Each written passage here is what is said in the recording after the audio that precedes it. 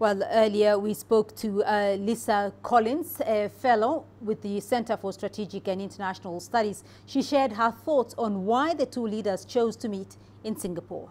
I think the question of Singapore being on the table, I think it's an important location as a third-party country outside of the United States and North Korea. I'm sure there was a lot of back and forth about, President Trump visiting Pyongyang and also perhaps having Kim Jong-un either visit the United States or have the summit in the DMZ, the demilitarized zone on the border between North Korea and South Korea. But it looks like they settled on a neutral third-party country. And so I think that's a good thing because it means that there won't be a lot of extraneous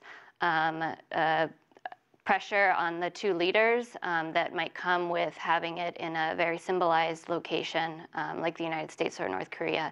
And I think that about other leaders being present, I think most of the focus, even if there are other leaders there, will still be on President Trump and the North Korean leader Kim Jong-un, and they have a lot to discuss. Obviously, the big question of denuclearization and also perhaps a long-term discussion about a peace treaty and peace on the Korean Peninsula. So it will be a very substantive, I think, and very important meeting for the two leaders. There is very little time left before this summit will happen, only about a month, and so that there are a lot of logistics that will need to be worked out in terms of security, et cetera, for the two leaders. But more than that, the substance that is at stake here that will need to be discussed is very complex. The issue of denuclearization, how will it happen? Do the North Koreans really agree to abide by a process of denuclearization in the long term? And if they do, how will that be verified? What will be the locations in which they will allow people to verify their dismantlement of their nuclear weapons program? Those are all very substantive and very complicated issues that will need to be at least discussed a little bit beforehand, if not after the summit as well. And for the latest on this story, we're joined by Daniel Renches in Washington.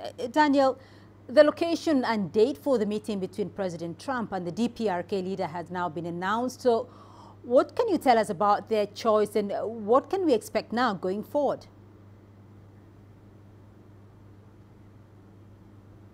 Well, it's going to be a furious period of preparation for policymakers here in Washington to come up with a strategy that they think makes sense.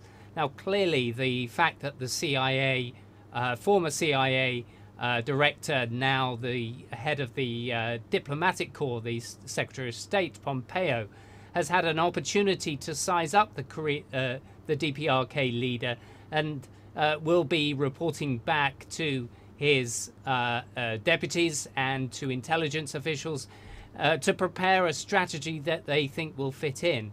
They will also, I'm sure, have an indication of what some of the red lines might be going into the summit so that they can prepare Donald Trump for this. Make no mistake about it, this is one of the most high-profile attempts by the president to inject himself on not just the world stage, but also on the stage of history itself, given the ambition, the scale of the ambition to try to bring about the peace treaty, to try to bring about some kind of agreement between the two Koreas so that they can move forward in a more comprehensive fashion, and also finally an effort to get the DPRK to denuclearize. That is a very tall set of orders to achieve, and that's why I'm saying I think they are going to be working intensively here in Washington to try to work out what they indeed can achieve.